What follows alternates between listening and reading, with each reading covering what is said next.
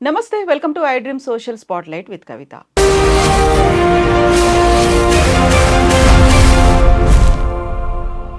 మీర్పేట్లో జరిగినటువంటి ఒక సంఘటన దేశవ్యాప్తంగా సంచలనం సృష్టించింది.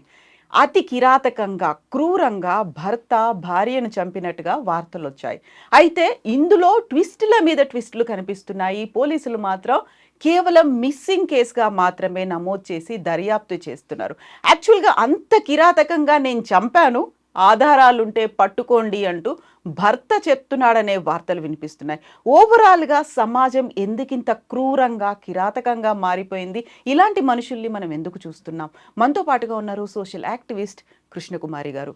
అమ్మ నమస్తే. నమస్తే. సో ఈ సంఘటన మనకు నిన్న రాత్రి తెలిసింది. మార్నింగ్ నుంచి డిఫరెంట్ వెర్షన్స్ అన్నీ వినిపిస్తున్నప్పుడు ఆయన క్రూయాలిటీ, ఆ మెంటాలిటీ, ఆ సైకిక్‌నెస్, ఆ టార్చరా, దాన్ని ఏమనాలి, ఎలా అభివర్ణించాలి అర్థం కావట్లేదు. బట్ ఇందులో ఒక్కొక్క విషయం మనం వింటూ ఉన్నప్పుడు ఇలాంటి సంఘటన ఇంతకుముందు ఎప్పుడూ జరగలేదు. వినడానికి అత్యంత జుగుప్సాకరంగా ఉంది. ఇంత భయంకరంగా ఉంది అంటే యాక్చువల్‌గా మనం ఎక్కడున్నాం? ఏ సమాజంలో ఉన్నాం? అంటే ఇది చట్టానికి ఒక సవాల్లా ఉంది. హ్మ్. అంటే అతను ఏం చేస్తున్నాడు, చేశాడా లేదా హ్మ్. అనేది తెలీదు. అసలు చేస్తే కదా ఎందుకు చేశాడో తెలుసుకునేది. హ్మ్. చేశాడో లేదో తెలీదు. కానీ అతను ఒక స్టోరీ చెప్పాడు. అందులో కూడా నమ్మేలాగా లేదు. పైగా ఇప్పుడు చట్టం పరిధిలో అతన్ని శిక్షిద్దాము అంటే మన చట్టానికి సాక్ష్యాధారాలే కీలకం. మన చట్టం ప్రకారం మన ఐపీసీ అనండి, ఈ న్యాయ సంహిత అనండి, ఇంకోటి అనండి, ఏదన్నా కానీ మనకి సాక్ష్యాధారాలే కావాలి. ఇప్పుడు ఈ ఈ మృతదేహం కానీ ఆనవాళ్ళు కానీ ఏవైనా దొరికే వరకు ఇది మిస్సింగ్ కేసే. ఇక్కడ పోలీసులు తప్పేం లేదు. పోలీసులు హత్యాన్ని నిర్ధారించడానికి లేదు. ఎందుకంటే హత్యాన్ని నిర్ధారించాలి అంటే మృతదేహం కనిపించాలి, ఏదైనా ఒక ఆధారం కనిపించాలి. ఆధారం లేదు. మరి ఇంట్లోకి వచ్చిన మనిషి ఇంట్లో నుంచి ఎలా మాయమైంది అనేదే ఒకటే ఆలోచన. మరి దీనికి చెయ్యాల్సింది ఏంటి అంటే ఒక్కొక్కసారి పరిమితులు అవధులు దాటి కూడా చట్టం కూడా ఆలోచించాలి అని అనిపిస్తుంది. ఇట్లాంటి కేసుల విషయంలో ఎలా అధిగమించాలి, అసలు ఎట్లా దీన్ని ముందుకు తీసుకెళ్ళాలి అంటే ఒకటే మార్గం. అతను ఉన్నాడు, చేశానని చెప్తున్నాడు, కానీ మృతదేహం లేదు, ఏ ఒక్క ఆధారము చెప్పినట్టుగా ఏ ఒక్క ముక్కలు కానీ ఏమీ లేవు. లేనప్పుడు చేయాల్సింది ఏంటి అంటే ఈ అమ్మాయి మిస్ అయిందని సీసీ కెమెరాల ప్రకారం లోపలికి వెళ్ళిందే కనిపిస్తుంది కానీ బయటకు వచ్చింది కనిపించట్లేదు. ఈ ఇంట్లోకి వచ్చిన మనిషి ఈ ఇంట్లో నుంచి ఎట్లా అంతర్ధానం అయ్యింది అనే ఒక పాయింట్ మీదనే, ఆ బేస్ మీద మాత్రమే ఈ కేసుని ముందుకెళ్లాల్సిన అవసరం ఉంది. అతను మాత్రమే చెప్పాలి. ఇక్కడ చెప్పకపోతే తీసుకొచ్చి చూపించాలి. ఇప్పుడు అతనే కాదు కదా తెలివైన వాడు. అవును, పోలీసులు అంతకు మించి వ్యవహరించాలి, ఉన్నారు కూడా. వ్యవహరించాలి అంటే తమదైన శైలిని ప్రదర్శించమని నేను చెప్పను, కానీ ముళ్ళుని ముళ్ళుతోనే తీయాలి అన్నట్లు నీ భార్య ఏమైందో తీసుకొచ్చి చూపించే వరకు దీనికి నువ్వే బాధ్యుడివి.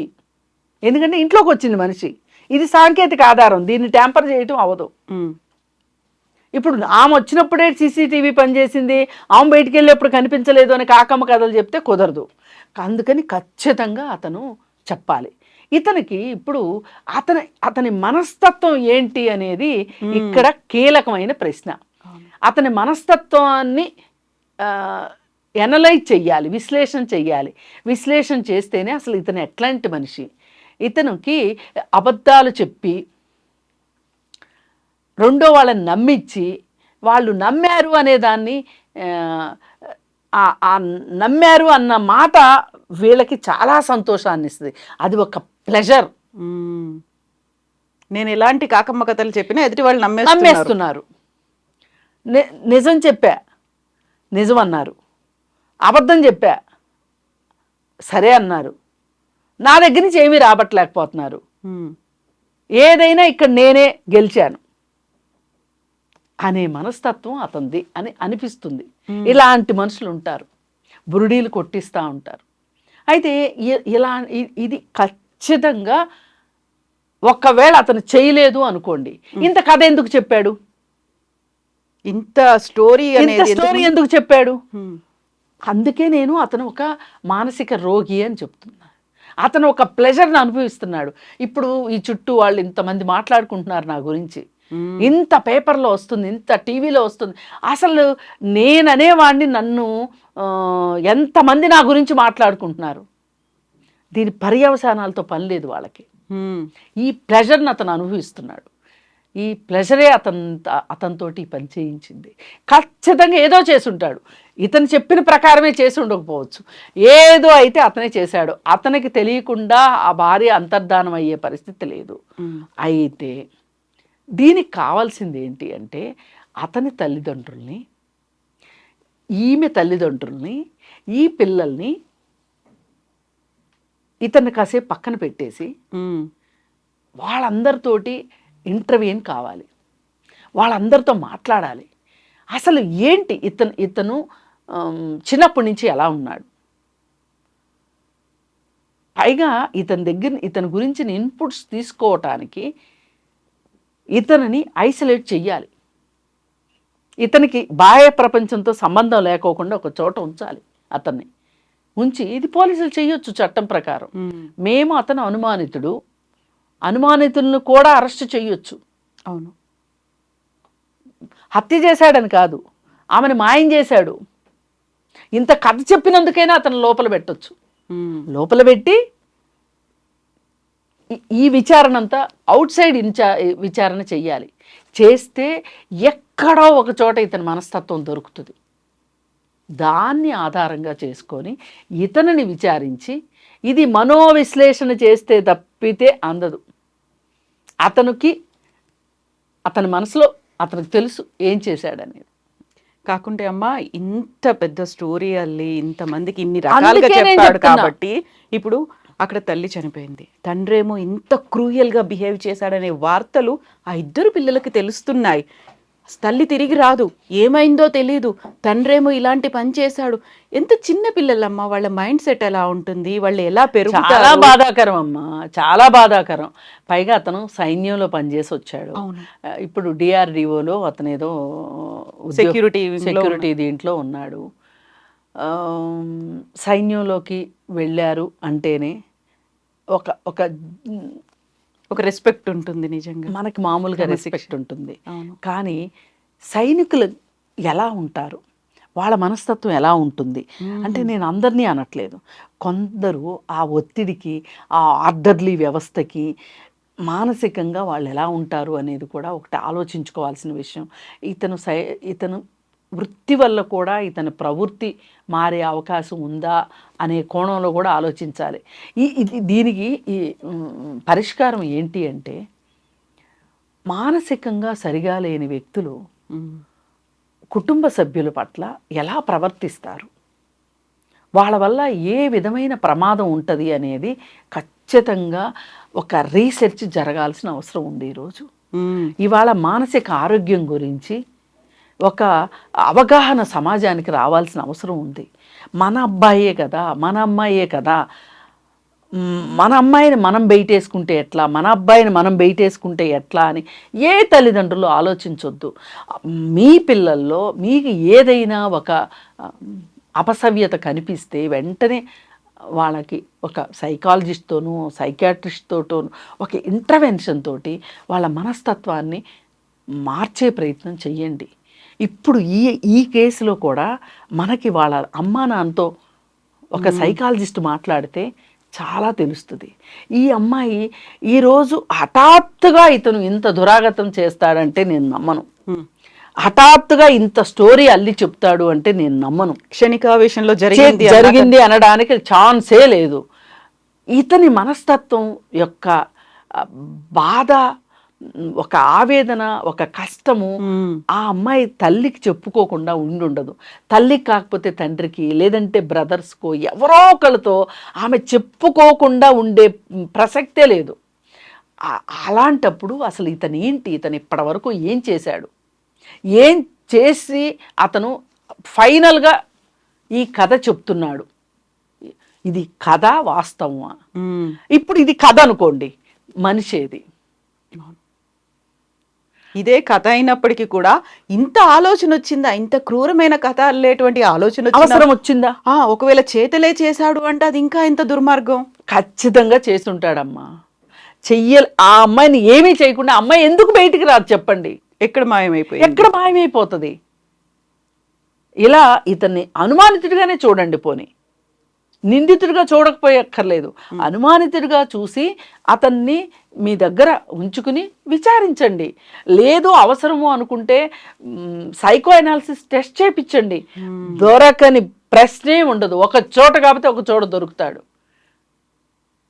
ఇప్పుడు కుక్కర్లు, రోకలి ఇలాంటివి కాకుండా హీటర్లు, ఇంకేదో కథలన్నీ చెప్పి సంక్రాంతికి వస్తున్న సినిమా చూపించి నేను తీసుకొచ్చాను అనేటువంటి ఒక సినిమా కథ కూడా చెప్పి ఆయన పోలీసులకు కూడా ఒక సవాల్, నేనే ఈ పనులన్నీ చేశాను, ఆధారాలు ఉంటే పట్టుకోండి అంటే ఇన్ని. అసలు నిజంగా ఆ సందర్భంలో అసలు పోలీసుల మానసిక స్థితి ఏంటో చూడండి. ఇప్పుడు మనం చాలా సరదాగా మాట్లాడుకుంటున్నాం ఇక్కడ కూర్చుని, వాళ్ళకి ఎంత ఆవేశం వచ్చి ఉంటుంది, ఏం చేయాలో అర్థం కాదు. వీడు నిజం చెప్తున్నాడో అర్థం కాదు, అబద్ధం చెప్తున్నాడో అర్థం కాదు. అయితే ఈ మొత్తాన్ని కాసేపు పక్కన పెడితే అసలు మనము కుటుంబ హింసని గురించి మాట్లాడుకోకుండా ఈ విషయం పరిష్కారం కాదు. అసలు ఎందుకు ఇంత కుటుంబ హింస జరుగుతుంది? ఇప్పుడు ఒకప్పుడు ఒక అమ్మాయి భర్తని చంపేసి, స్వాతిరెడ్డి అనే అమ్మాయి ఒక తన బాయ్ ఫ్రెండ్ని ప్లాస్టిక్ సర్జరీ చేయించి అది చేసింది కదా, హాస్పిటల్ బెడ్ మీద హాస్పిటల్ ఉంచింది కదా. ఉంచి ఒక్క క్లూ, నాన్ వెజ్ సూప్ దగ్గర దొరికిపోయింది. దొరుకుతారమ్మా, ఏ ఆనవాళ్ళు వదిలిపెట్టకుండా, ఎంత తెలివైన నిందితుడైనా సరే ఒక్క ఆనవాళ్ళైనా వదిలిపెట్టకుండా ఉండడు. అందుకని ఏంటి అంటే, ఇప్పుడు ఆనవాళ్ళు ఏదో దొరకలేదు అని చెప్పి ఇతను ఏదో స్టోరీ చెప్పాడు అని అనుకోవడం కంటే కూడా ఇతన్ని అనుమానించవలసిందే, ఇతను అనుమానితుడే, అన్లెస్ అంటిల్ ఆ అమ్మాయి బతికి దొరికితే తప్పితే. మరి బతికి దొరికింది అనుకోండి, ఈ కథ ఎందుకు చెప్పాడు? ఇతని మానసిక స్థితి ఏంటి? ఇంత మానసిక స్థితి ఉన్న అతని తోటి ఆ అమ్మాయి జీవితం ఎంత ప్రమాదంలో ఉన్నట్లు, ఆ పిల్లలు ఇంకా ఆ పిల్లల పరిస్థితి ఏంటి? ఇలాంటి మానసిక స్థితి ఈ స్థాయిలో ఉండకపోవచ్చు. ఇలాంటి మానసిక స్థితి ఉన్న తల్లిదండ్రుల దగ్గర పిల్లలు ఉండటం ఎంతవరకు క్షేమం? ఇప్పుడు మనకు కావాల్సింది ఏంటి? పిల్లల రక్షణ, సంరక్షణ. వాళ్ళు రక్షించబడాలి, సంరక్షించబడాలి. నర్చరింగ్ అనేది చాలా ఇంపార్టెంట్, పిల్లల హక్కు అది. ఇలాగే ఇంకొక ఎగ్జాంపుల్ తీసుకుంటే, బాంబేలో అనుకుంటా లివింగ్ టుగెదర్ ఉన్న ఒక జంట, ఆ అమ్మాయి మీద కోపం వచ్చి అతను ముక్కలు నరికేసేసి ఫ్రిడ్జ్లో పెట్టాడు. అయితే అంతకుముందు చాలాసార్లు అమ్మాయిని కొట్టాడు అతను. కొట్టిన సంగతి వేరే వాళ్ళకి చెప్పుకుంది కూడా. అసలు అతన్ని అంత భరించాల్సిన అవసరం ఏంటి ఆ అమ్మాయికి? అంత ఎందుకు భరించింది? ఒక వ్యక్తి ఇంకొక వ్యక్తిని కొట్టొచ్చు, ఇది నా హక్కు అనే పరిస్థితి ఉన్న మనిషితోటి బతకాల్సిన అవసరమే లేదు అనే ఒక ఆలోచనలో ఆడపిల్లలు రావాలి. వాళ్ళ అలాంటి అవగాహన కూడా లేకుండా ఉంటున్నారు. ఉండబట్టే కదా ఇంత కుటుంబ హింస జరుగుతుంది.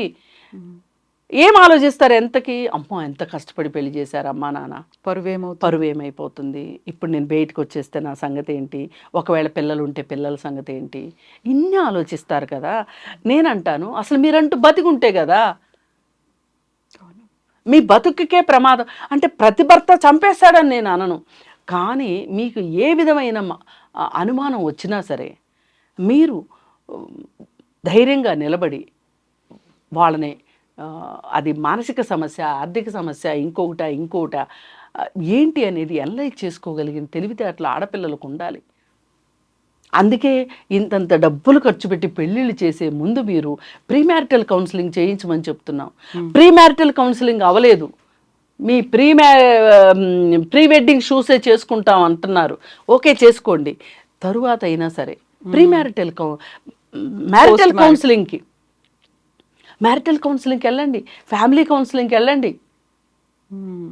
వెళితే ఏమి మీ మీ ఎక్స్పెక్టేషన్స్, మీ ఏమనుకుని ప్రతి వాళ్ళు పెళ్లి చేసుకునేది ఒకందుకే, మంచి కంపానియన్షిప్ ఉండాలి, నాకు తోడు నీడగా ఉండాలి. ఇందాక నేను అన్నాను చూడండి, రక్షణ సంరక్షణ అని ఒకరికొకరు. ఇందులో ఎవరు తక్కువ కాదు, ఎవరు ఎక్కువ కాదు, ఒకరికొకరు రక్షించుకోవాలి, సంరక్షించుకోవాలి. నేనున్నాను అనే ఒక భరోసా ఇవ్వగలగాలి. అది భార్యాభర్తలు ఇచ్చుకోకపోతే ఇంకా పెళ్ళికి అర్థమేముంది? అర్ధేచ కామేచ మోక్షేచ నాతిచరామి. ఇప్పుడు ఈ విషయంలో భర్తకి భార్య మీద బోల్డ్ అన్ని అనుమానాలు ఉన్నాయి, ఆమెకి ఏదో సంబంధం ఉంది ఇవన్నీ అనుకుంది, ఇవన్నీ క్వశ్చన్ చేస్తున్నప్పుడు తను మెడలో ఉన్న మంగళసూత్రం తీసి విసిరేయడంతో ఆయన కోపం వచ్చింది. ఇవన్నీ ఉన్నప్పుడు మీరు చెప్పినట్టుగా అంత కోపం వస్తే కౌన్సిలింగ్కి వెళ్ళాలి, లేకపోతే విడాకులు తీసుకోవాలి. ఇప్పటికీ మనం ఇన్ని రకాల చట్టాలు ఉన్నాయి, ఇంత అవేర్నెస్ ఉంది అనుకున్నప్పుడు ఈ సొసైటీలో ఇంకా అలాగే మగ్గి ఉండడం అనేది చివరికి ప్రాణాలు పోతున్నాయి. నెక్స్ట్ జనరేషన్ తమ పిల్లలకి ఒక ఆసరా అనేది లేకుండా పోతుంది. సమాజం మళ్ళీ వాళ్ళని ఒక రకంగా చూసే పరిస్థితి కూడా వస్తుంది. అది తల్లి ఏమైంది, తండ్రి చేశాడంట కదా, ఇలాంటి క్వశ్చన్స్ అన్ని ఎవరెలా బిహేవ్ చేస్తారో తెలియని పరిస్థితుల్లో తమని తాము రక్షించుకోవాలి. మగైనా ఆడైనా ప్రొటెక్ట్ చేసుకోవాలి. జీవితం అనేది చాలా ఇంపార్టెంట్. ప్రాణం పోతే మళ్ళీ రాదు. మళ్ళీ చెప్పుకుంటాం, ఆ టైంలో ఎందుకని మర్చిపోతాం. ఇప్పుడు ఒకసారి 4 సంవత్సరాల క్రితం అనుకుంటా, భార్యాభర్తల విడాకుల కేసు కోర్టులో నడుస్తుంది. అతను చైల్డ్ రైట్స్ కేసుకున్నాడు. చైల్డ్ రైట్స్ కేసుకుంటే 2 పిల్లల్ని ఈమె అక్కడికి అన్నది, చెప్పింది కోర్టుకి, అతని మనస్తత్వం మంచిది కాదు, అతనిది సైకో మనస్తత్వం, పిల్లల్ని నేను అతనికి ఇవ్వను, విజిటింగ్ రైట్స్ ఇవ్వను అని చెప్పింది. అయితే కాదు కూడదు, ఇవ్వాల్సిందే, నువ్వెలాంటి తల్లివి, నీకెంత హక్కు ఉందో అతనికి అంత హక్కు ఉంది అంటే ఆ 2 పిల్లల్ని తీసుకుని వెళ్ళి చంపేశాడు. ఆ అమ్మాయి మీద కక్ష తీర్చుకున్నాడు కదా. అంటే ఇలా అప్పుడొకటి జరుగుతూనే ఉన్నాయి. మనము అన్నిసార్లు జరుగుతుంది అని అనుకోకుండా ఏ కేసుకు ఆ కేసు, తల్లిదండ్రులైనా సరే మన బిడ్డలే అనే ఒక ప్రేమను కూడా పక్కన పెట్టి అసలు వీళ్ళ భవిష్యత్తు ఏంటి అని ఆలోచించాల్సి తల్లిదండ్రులు కూడా ఉండాలి. వీళ్ళు ఆలోచించుకోగలగాలి, ఎందుకు ఇతను ఇలా ప్రవర్తిస్తున్నాడు, ఇంత అబ్నార్మల్గా ఎలా ప్రవర్తిస్తున్నాడు. ఇక్కడ మానసిక సమస్యలు కూడా ఆడవాళ్ళపైన ఒక రకంగా ప్రభావం చూపిస్తాయి, మగవాళ్ళపైన ఒక రకంగా ప్రభావితం చూపిస్తాయి. అవి ఏంటి అంటే, మగవాళ్ళకి ఈ పితృస్వామ్య భావజాలంతో కొన్ని హక్కులు మాకు పుట్టుకతో వచ్చాయి అనుకుంటారు. అలాగే కొన్ని వికారాలు మానసిక అస్వస్థత వల్ల వస్తాయి. ఈ 2 కలిసినాయి అనుకోండి, మేమేమైనా చెయ్యొచ్చు. ఇప్పుడు ఈ 2 చాలా తేడా ఉన్న విషయాలు, అలాగే చాలా దగ్గర విషయాలు కూడా. ఇప్పుడు భార్యని కొట్టడము అనేది ఉంది. ఇది ఏ పోలీస్ స్టేషన్ కన్నా వెళ్ళండి, ఏ పెద్దవాళ్ళైనా పంచాయతీలో మొగుడన్నా కొట్టకుండా ఉంటాడా? ఈ డైలాగ్ లేకోకుండా ఏ పంచాయతీ పక్కకెళ్దాం. కాకపోతే అతనికి చెప్తారు, అరే కొట్టకూడదు, అంత ఆవేశం పనికిరాదు, కొట్టొద్దు అని అతనికి చెప్తారు. కానీ నువ్వు భరించాలి అని ఈ అమ్మాయికి కూడా చెప్తున్నారు. మొగుడన్నా కొట్టకుండా ఉంటాడా? పోలీస్ స్టేషన్కి వెళ్తే అదే మాట, ఇక్కడ అదే మాట, తల్లిదండ్రులు అదే మాట. ఈ మనస్తత్వంతో పాటు అసలే కోతి కళ్ళు తాగింది అన్నట్లుగా అయినప్పుడు అలాంటి వ్యక్తి ముందు ఈ ఆడవాళ్ళ పరిస్థితి ఏంటి? ఇప్పుడు అదే చెప్తున్నా, ఆడవాళ్ళ మానసిక సమస్యలకి మగవాళ్ళ మానసిక సమస్యలకి చాలా తేడా ఉంటుంది. ఆడవాళ్ళు ఇంత క్రూయల్టీ చూపించలేరు. అంటే క్రూయల్టీ చూపిస్తారు, కానీ ఇలా కొట్టేంత, చంపేసేంత, వీళ్ళకి ఇంకొకరు సహాయం వస్తే తప్పితే చంపలేని పరిస్థితి ఉంటుంది మహిళలకి. పురుషులకి అట్లా కాదు, వాళ్ళ బలం ముందు చంపేస్తారు. అందుకే అసలు ఇంత కాలం మారిన రోజుల్లో కూడా ఇంకా పురుషాధిక్యత ఉండటమే ఒక మానసిక వరమైన జబ్బు నన్ను అడిగితే. ఈ విధంగా మనిషే మాయమైపోతున్నాడు అనేంత ఫీలింగు మీకు వచ్చినా నాకు వచ్చినా ఏంటి దీనికి పరిష్కారం? సమస్యని అనలైజ్ చేయడం గొప్ప కాదండి, అర్థం చేసుకొని పరిష్కారం ఏంటి అనేది చూడాలి. ఇవాళ పరిష్కారం ఖచ్చితంగా కుటుంబ హింసకి సంబంధించి ఏవేవి ప్రేరేపితాలు, ఏవేవి కారణాలు, మద్యపానం ఒక కారణం, ఆర్థిక సమస్యలు ఒక కారణం, కుటుంబాల్లో వెనకబాటుతనం ఒక కారణం, ఇవన్నీ సరిపోనట్లు ఈవేళ మానసిక కారణాలు, వీటన్నిటి వల్ల కూడా మానసిక కారణాలు వస్తాయి. ఇవన్నీ కూడా దాడి చేస్తున్నాయి. ముక్కు పచ్చలారని పిల్లలు, ఆ పిల్లల పరిస్థితి ఏంటి? నేను ఎక్కువ బాధపడుతుంది ఆ పిల్లల గురించి. ఇప్పుడు ఇతను ఉన్నాడు, ఇతను ఏదో ఒక సందర్భంలో దొరుకుతాడు, ఇతనికి కన్విక్షన్ అవుతుంది, జైల్లో ఉంటాడు, ఓకే. ఈ పిల్లలు అటు తల్లి లేక ఇటు తండ్రి లేక ఇంకెవరి సంరక్షణలో ఉంటారో, వాళ్ళు సరిగా చూసుకోరో, ఇది విషయం. ఏది ఏమైనా ఇలాంటి ఘటన మటుకు చాలా దురదృష్టకరం. నిన్న మొన్న గర్భిణీ స్త్రీని పొట్ట మీద కాలేసి తొక్కి చంపేశాడు. ఎంత దారుణం అసలు. అవును. ఆ మనస్తత్వానికి పుట్టబోయేది నా బిడ్డ, నేను ఎప్పుడు చూస్తానా, తల్లికి ఉంటుంది, తండ్రికి ఉంటుంది. మద్యపానం వల్ల జరుగుతుంది ఇది ఎక్కువ. అనుమానం పెనుభూతం అంటారు. ఎందుకన్నారో తెలియదు కానీ నిజంగా వాళ్ళని వెంటాడుతూనే ఉంటుంది. వాళ్ళ నీడ కంటే ఎక్కువ వెంటాడుతుంది అది. అసలు ఇప్పుడు మనం ఒక 3-4 సంఘటనల గురించి మాట్లాడుకున్నాం. ఈ సంఘటనలో నిజంగా న్యాయం ఎప్పుడు జరగాలి? అసలు న్యాయం అంటే ఏంటి? ఇప్పుడు ఆ తల్లి ఉంది, 2 బిడ్డలను పోగొట్టుకుంది. అలా అని వెంటనే ఇంకో పెళ్లి చేసేసుకుని ఇంకో 2 బిడ్డలను కనే పరిస్థితి కరెక్ట్ అని నేను అనను. ఉండకపోవచ్చు. అది ఆమె ఛాయిస్ అవునా కాదా అనేది కాదు. ఒకవేళ ఆమె ఛాయిస్ అయితే కూడా కుదరని పని. అలా ఆ తల్లి ఎంత వేదన అలా మిగిలిపోయింది. ఇప్పుడు ఈ పిల్లల పరిస్థితి ఏంటి? ఆ గర్భిణీ స్త్రీ చనిపోయింది, ఆ బిడ్డ చనిపోయాడు, అతను జైలుకి వెళ్తాడు. కానీ ఎన్ని ఆశలతో ఆ తల్లిదండ్రులు పెళ్లి చేస్తుంటారు. తలుచుకుంటూ భయం వేస్తుంది, భారంగా అనిపిస్తోంది అంతా. చూద్దామమ్మా ఏం చేస్తారు పోలీసులు, ఏం తేలుస్తారు అనేది. లేదు, ఒక్కటే మందు దీనికి, నీవే కారణం అంతే. అతను చెప్పి తీరాల్సిందే. లేదు, రేర్ ఎక్సెప్షన్ కింద అతను చెప్పిన దాన్ని బేస్ చేసుకుని అతనికి శిక్ష అయినా వేయాలి. లేదు అంటే అతను నిజంగా ఏం చేశాడో చెప్పించగలగాలి. అంటే ఇతను చట్టం తెలిసిన మనిషి,